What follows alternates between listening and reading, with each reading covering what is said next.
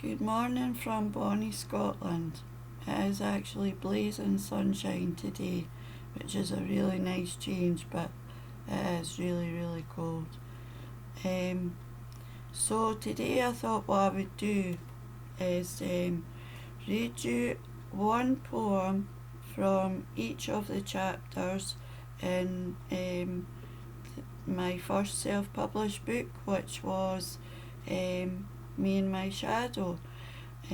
As I think I said before, I like to split my books into chapters, and I like to do that. I don't like to put all the poems together.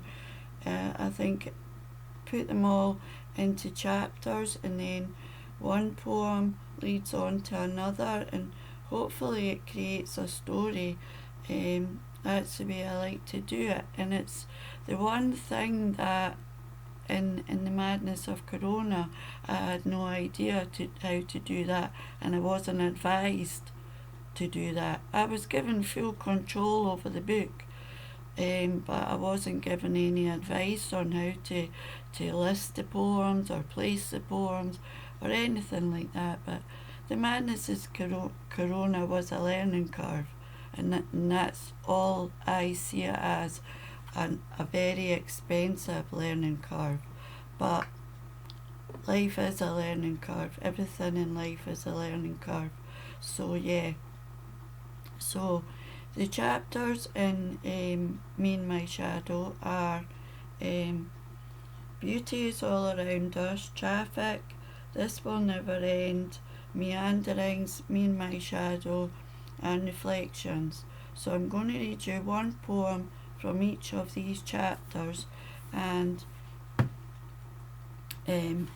as always, if you like them, you can leave a comment, and you leave a comment even if you don't like them. And as I said before, the writing in this book, it had improved. It still wasn't, fantastic, but it had improved. And this book came out last February, so and it's still available on Amazon, and it's available on Smashwords as well. So so this poem is called Shells, and it's from Beauty is All Around Us. Shells in the sand, on the shore they lie, shells washed up by the incoming tide. I wonder how many miles they travelled before they landed here. On what far-off beaches did they once reside? In among the sand and mud they lie, waiting for the tide to take them once again to another land. Shells in the sand. And this is right, so this poem is called The Clock, and it's from This Will Never End. And at that point, when I wrote this, we had Christmas had just passed, and they had said they were going to lock us down for 3 weeks. The 3 weeks actually turned into 3 months, and just, as I've said before, the lockdowns, if you live on your own, just mentally horrible, really bad, hard. So the clock the clock on the wall was reminding me that I was still alive, and life was still going on, and so the clock was the inspiration for this poem. The clock on the wall and its constant ticking, it is doing my head in, but I need it to remind me that life still exists, as limited as it is at present. Being held in this prison, some days it feels like the walls are closing in, other days I can almost manage a grin. The clock keeps ticking, so I know I'm still alive. Will they ever give us parole so we can once again thrive? And The next poem is... Okay. So the next poem is called Baggage, and it's from the chapter called Meanderings, and this chapter is basically about emotional baggage, all the baggage that you accumulate over the years in your life. You come into life a blank canvas, and you know, and then, excuse my language, but life just fucks you up the ass, and sometimes it just keeps fucking you up the ass. But, and you know, some people shrug it off, and you know, others don't shrug it off so well, and little bits of this stuff attach themselves to you, and you know, some of it sticks, and so it's called baggage. And we all have baggage. Every one of us has baggage, whether it be from, you know, a failed relationship, or you know, a failed marriage, or a loss, or grief, or anything. We all have stuff, you know. So this is called baggage. As time goes by, we accumulate more baggage through pain, heartache, grief and trauma. Some people shrug it off without much care. Others, like myself, find the pain hard to bear. So the baggage gets heavier with each passing day, like dragging around a trunk full of clay. But we keep going. Even with the burden, hoping one day it will lighten. We hope we can find someone to help us unpack, someone who will listen to our life story with all its disasters without turning their back. Because we all carry baggage, we all come with scars. You will not get through life without either of these things. We are, after all, just human beings, here for a short time before we return home, where we are once again become spirit, and we are free to roam and be free without life and its burdens. And this poem is called Leath, and it's from the chapter Traffic. And if you've ever seen the film Trainspotting, a lot of that movie was filmed in Leath. If you've not seen Trainspotting, where the hell have you been? It came out years and years ago, and I think they made a Trainspotting too. And the first Trainspotting was all about the seedier side of Edinburgh and the heroin addiction, basically. And yeah, if you've not seen it, get the DVD and watch it, because it's a really, well, I liked it, but if you're not Scottish, you might not understand the dialect.